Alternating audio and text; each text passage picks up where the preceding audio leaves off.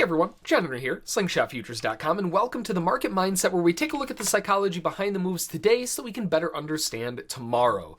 Today we're taking a look at copper, the high-grade copper futures. Now, when it comes to copper, first of all, you have to understand it's a little bit of a slower market. If you've never traded it before, it's not anywhere near as volatile as, say, a market like gold, but it can still have some pretty good moves. Now, when we're looking at today, yesterday we had a fairly bearish day. It had some stalling in the morning session, but inevitably did break down quite aggressively and ended the day as more of a wedge down here. Now, after we open up today, we open up with a slight gap up, and again, a little bit of choppiness to start the day off. Big bear candle. But when we were looking at this in the room, we were thinking, well, if the sellers were so interested in driving this lower, where are they, right? It took a minute. At the time, it took a minute, and it still hadn't broken down below it. If the sellers are so aggressive and they want to show that big bear candle like they really want to hammer this down, why aren't they showing up? There's something wrong here, right? And that inevitably led into a little bit of a trap. It went one tick lower, trapped in a bunch of sellers, popped higher, found a little micro double top, and when it came back down, you can see a lot of them probably exited at break even. It went one tick through and allowed them out at break even. Tried going back up again and failed, went back down. Then we have a big bear engulfing candle. You can see this chop back and forth, back and forth, back and forth.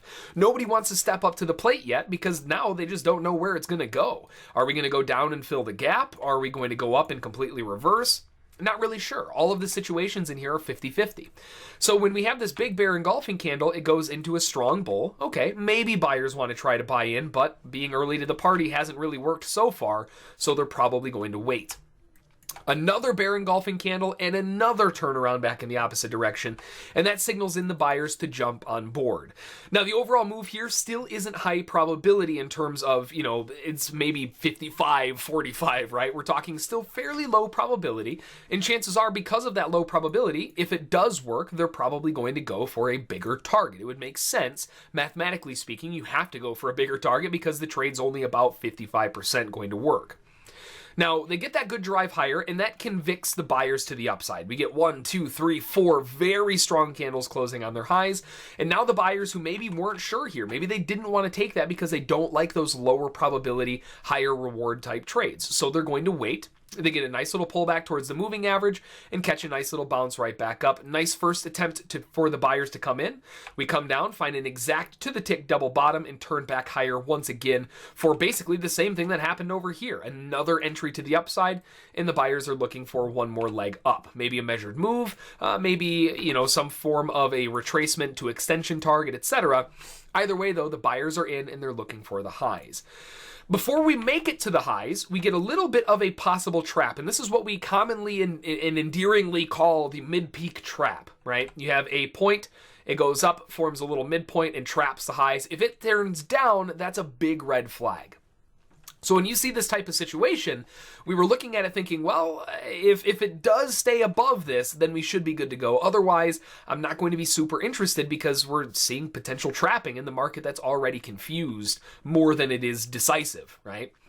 They don't break down. They form a micro double bottom. If you zoom into a faster time frame, you would see that they came down, bounced up, came down again, and bounced higher, and closing on its highs. Once again, another re-entry, seeing that the mid-peak trap was failing, not going to actually trap anybody, and that allowed the buyers to get it one more time before that rally back up to a new high. So very interesting breakdown in terms of psychology and just kind of getting a feel for the market, knowing that, well, nobody really trusts it, so they're going to wait. Nobody trusts it, so they're going to wait. Finally gives them a reason to believe it. They get in, and it gets a nice move, gets a pullback.